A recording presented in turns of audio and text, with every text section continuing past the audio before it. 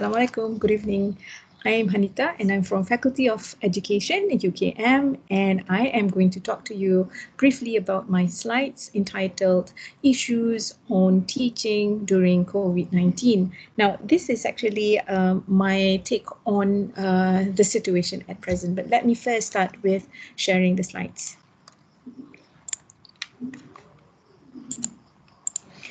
Now, before COVID-19, let me enlighten you how classes are like before the pandemic.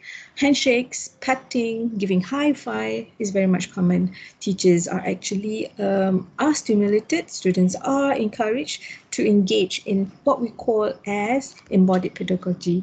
Now, by definition, Nguyen and Larson 2015 defined it as a united emphasis between body and mind when engaging teaching. So in order for a teacher to fully engage in a class, she will be watching what students' reactions are, whether they are receptive of the teaching of the material, and so in order to respond to that gesture, he will contemplate what Randon defined as an act of contemplation during teaching. Now, somehow or another, this allow reactive motivation among learners, because simply because as teachers ushered a hand in order to acknowledge that something is going right or something is being identified or so forth. It stimulates the recognition for motivation. Students are now motivated at continuing on because they have identified it as the right indicator.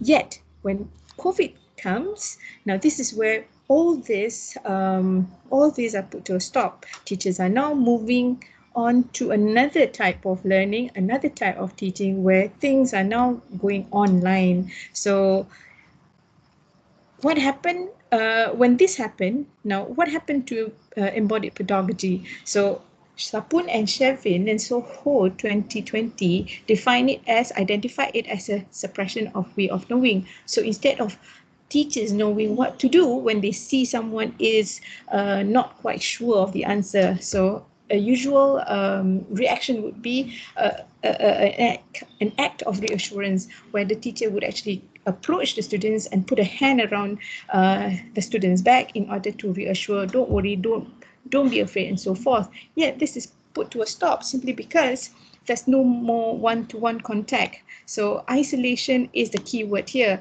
So teaching and learning practices are now altered. So the thing is that it bothers me where when there's a sanction of embodied pedagogy, now it sends a reactive impact on students as well as teachers, simply because what we have to understand what happens when the body receives hug. A hug basically reduces stress, and we can connect this to the rising number of suicide that takes place around the increase of COVID-19 cases. We have to also understand tactile approach in teaching creates what we call as a reassurance, creating a safe haven, a safe environment where teachers and learners, educators and students are now able to forge bond. Yet this is a stop now simply because of the fear of spreading the pandemic. As a teacher, a hug, a handshake basically neutralizes angst. So how do I come about dealing with the absence of embodied pedagogy? Based on my reading, I was suggested by Shevin and Soho 2020. They recommended a need for talking about it constantly, where expressions such as "I miss giving high five to my students." It would be lovely if we could, sing hurrah hooray together after the class with hand clappings together whatsoever. Now, talking about it relieves such anxiety. Another option is to to look for other options, such as they recommended looking at the eyes, simply because the eyes are windows to the heart. We can exactly know what's going on in a student's mind, or whether they are worried or whatsoever, simply by looking at their eyes, the intensity of the eyes. And thirdly, by making use of available options that are available in WebEx or Google Meet, where, for example, if I notice that if I feel a need to look at my students as a whole, I would actually